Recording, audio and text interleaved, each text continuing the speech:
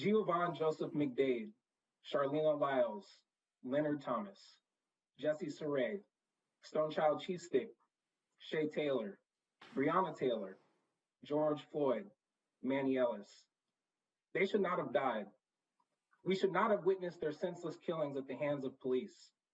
This legislation, Madam Speaker, is about doing all we can to prevent another needless death, another funeral, another mother and child having to bury their child or sibling. I introduced this legislation because preserving and protecting human life should be our law enforcement's highest value.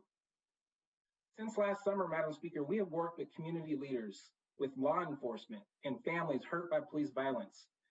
And those families were always at the center of our collective work. This legislation implements a stronger use of force statute to clarify and strengthen the intent of I-940. I-940 was never intended to be a ceiling, but a floor. Madam Speaker, current law allows police to complete an arrest by any means necessary. That is a broad authorization of power, and it lets officers use this power when they believe probable cause exists. This bill allows deadly force after less lethal alternatives have been exhausted, because it's not enough to just train on it, but law enforcement must act with this value. Law enforcement officers would be required to use reasonable care when deciding whether to use force, taking into consideration a person with a disability, someone experiencing a mental health crisis, pregnancy, or the presence of children. Madam Speaker, the use of deadly force is narrowed to an imminent threat of serious physical injury or death.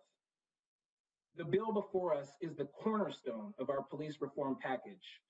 A clear statewide standard will reduce violence between police and community members. It will rebuild trust in the police with the communities that they serve.